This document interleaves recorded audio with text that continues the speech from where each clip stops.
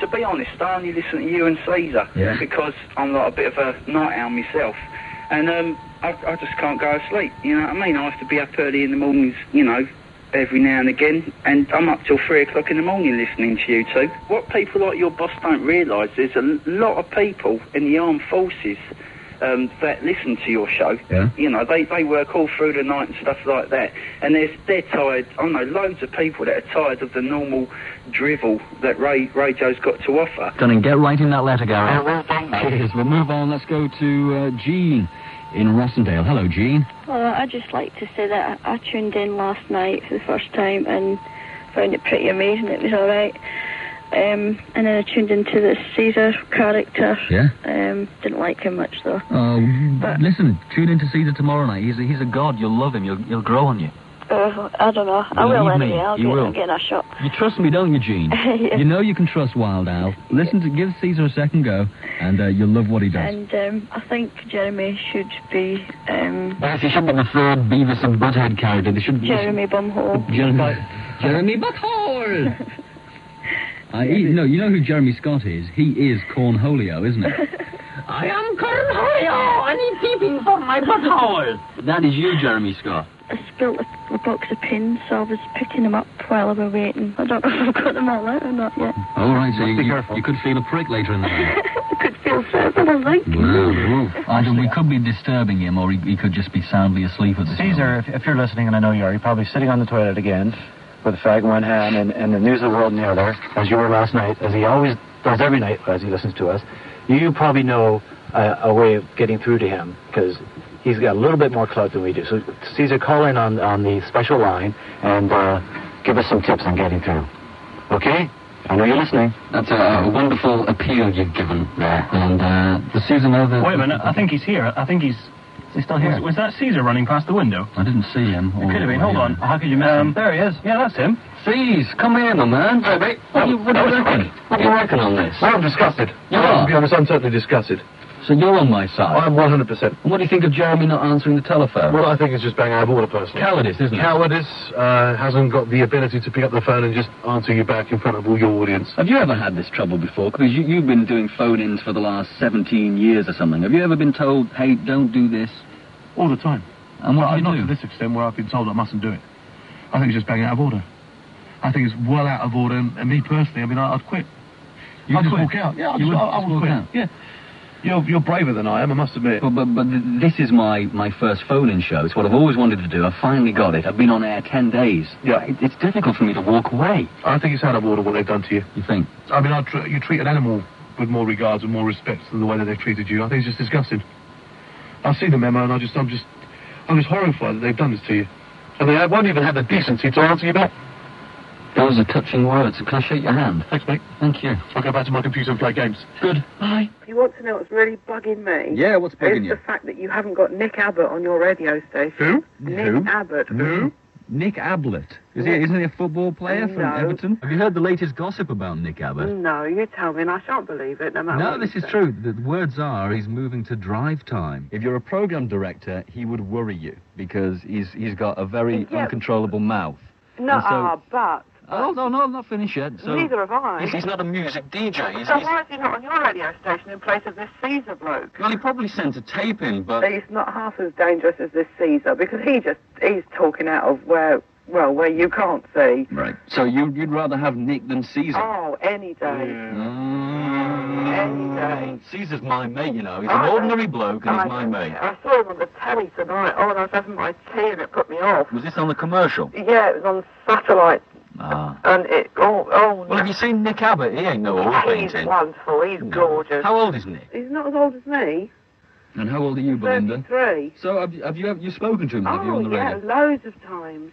Loads of times. Have you ever fancy having a date with him? Oh, yes. Have you come on to him? No. I'm waiting for him to phone me. Am I half as good as Nick or a quarter as good? I don't think you're as intelligent as Nick. You want to bet? I've got a degree, half a dozen O-levels, a dozen O-levels behind me. Nick's got a degree. And I can shit on Nick Abbott. See, now, listen, there's another fine for you. No, we won't get fined for saying shit. The times I've heard shit on this radio is unbelievable. Mostly when we're talking to people like you. Now, you've been listening for the last couple of nights. You may be aware that I'm having a little bit of a problem with my boss. We've had a bit of a run-in. It's been spilled over onto the airwaves. The problems that we've been having over the last couple of nights are now in the hands of the lawyers, essentially. I've been advised by counsel, I've taken legal advice, and I can't refer any more to the problem until it's resolved. It will take possibly a day, maybe 2 days. My boss, Jeremy Scott, is involved with the corporate lawyers that Talk Radio UK have. I've taken my own independent legal advice, and it's all being sorted out by the lawyers. And until it has been sorted out, Mike, I cannot refer to it, and you can't let any callers through to air. No, we will not be talking about that at all. Write to Jeremy Scott and say, Jeremy, let Wild Owl get on with it, and let's not get all tied up in legal matters and all kinds of crap. You know, let's just have a bit of fun. It's late night. We're not doing anybody any harm. Nobody's getting hurt. But you can still write to Jeremy and tell him what a ponce he is, because he even said to me tonight he wasn't very impressed with the quality of the hate faxes that he received. I think his comment was, why don't you shove a pineapple sideways up your arse, Jeremy Scott?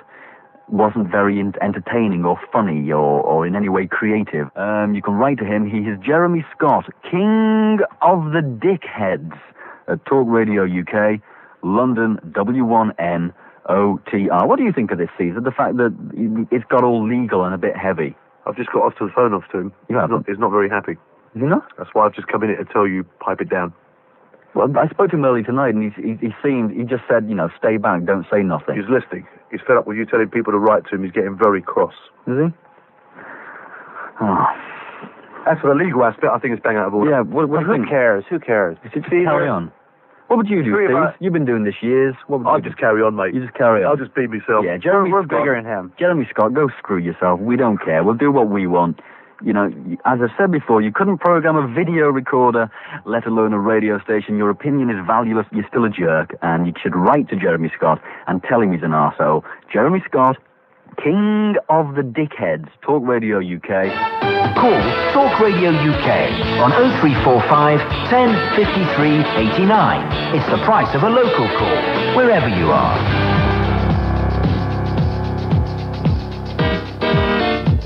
As an innocent man, I'm appalled by the publicity this case has brought. The fact that my name and address, along with my picture, can appear in the front of the papers before the so-called victim has even signed a statement proves that anonymity for rape defendants is a must and that the law must be changed. Craig Charles is innocent. He always was. But has he been treated as an innocent man by the media? Talk to Craig Charles with me, Gary Jacobs, this Saturday between 1 and 3 p.m. for sound advice on Talk Radio UK. Join in the fun right now and make new friends on the phone. Call now on 0891 30 30 39. Calls cost 39 pence per minute cheap rate, 49 pence at all other times, and may involve a long call. This is not a live service and is provided by IMS 15 Mark Lane, Leeds, for over 18s only. So call now on 0891 30 30 39. The Rude Awakening with Mods D and Carol McGiffin. Fantastic. The whole thing's fixed anyway. You're joking. It's just a mere rumour. I'm not saying it's fact. They were at it before the show. No. You're joking. Are you serious? I think you're talking absolute nonsense, mate. Would you like to speak to the duty manager? Yeah, that'd be brilliant. What's the duty manager's name? I can't give you that information. Why? Hasn't he got one? The Rude Awakening, a brand new radio experience on Talk Radio UK. Talk Radio UK. What kind of talk is that? Richard Attenborough reminisces about his first radio. It was a magic box. It was a cat's whisker, and it was made out of fretwork. And it was a world which suddenly I discovered which belonged to me. I had a personal relationship with this little square box that I used to twiddle with and so on. And it was my communication with things that I'd never dreamt of. And it still is for me that. Radio has a very personal relationship as far as I'm concerned. It's a one-to-one. Studies prove that people feel very close to their radio. Over 2/3 of commercial radio listeners regard their radio as a close friend they can trust. So if you're an advertiser with something to say to people, get their friend to tell them. Radio is something very personal. When I watch television, when I go to the theatre or the cinema, I'm an objective viewer. In radio, that is my friend. The person who is broadcasting is talking to me. UK Today. Is it a cock-up or a conspiracy? That'll be the debate. A cover-up all round to save people's necks that are serving now in the government. UK Today. So has money and greed ruined sport? Well, yes, it has to a large extent. If you think of the price of the football kits now, I just think it's a disgrace and they're exploiting the fans. John in Washington, you're on Talk Radio UK. Chloe in Greenwich in London. Let's go to Simon in Newport. Julie in Grimsby. Yes. Let's go to West Yorkshire. All the lines are ringing. Scott Chisholm, giving the debate back to the people. Weekday mornings 10 till 1 on Talk Radio UK. On 1053 and 1089 medium wave. Talk Radio UK. Here comes Caesar. Better grab your radio. Here comes Caesar. An ugly geek that you all know. Here comes Caesar. It's good to listen every day, so let the sun shine bright here on Caesar's show. I'll tell you, what are you doing to me, Darren? I've never had so many faxes in my entire life. When it's going wrong and life has dealt you a gong, banana rack time is the dance time for you. Whatever you do to avoid a nasty doo-doo, just tune in to Caesar's travesty. You trot in a doo-doo, what do you do? Remember that you can always go. You're lost in love and life has thrown you a curve. Banana rack time is the dance time for you. What Caesar's travesty will have to do. Hello to Abu in Birmingham. Yeah, hello. I've got this amazing kind of coincidence for you. It involves the Antichrist. Yeah, right. Well, if you look in the Bible... Peter, hello. Good morning, Al. Good morning. Nice. Nice? Have you ever heard, and your listeners must have heard of William Burroughs? The writer? The writer. Of Naked Lunch? Yeah. William S. Burroughs? Yeah, that's right. He's got this idea that there's people all around... I'm sorry, man. What on earth happened to him? They're coming to take him away. They're coming. I didn't even cut him off. I was here, waiting to hear from him. He got the jitters. You think? Sorry, Al. 0345 1053. What do you want? Nothing. I was just watching. Do you mind? You're coming to learn? I'm coming to learn from the master. What do you reckon all this talk of the end of the world? We talked about your... I believe it. When do you think it's going to happen? In the year 2067, according to Nostradamus.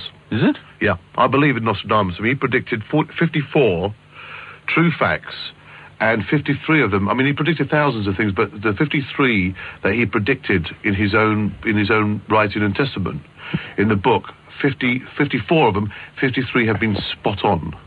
And the only one that he hasn't done yet, the one that hasn't been predicted, is the year 2067, when the world would come to an end. So he's got 53 out of 54 right. Wow. Well, on that happy note. So we'll be long gone by then, you and me. Oh, yeah. You'll be gone, mate. We'll have enjoyed ourselves, kicked ass, and then we're on our way, mate. I'll be 101 years old. I'll hope the world will end by then.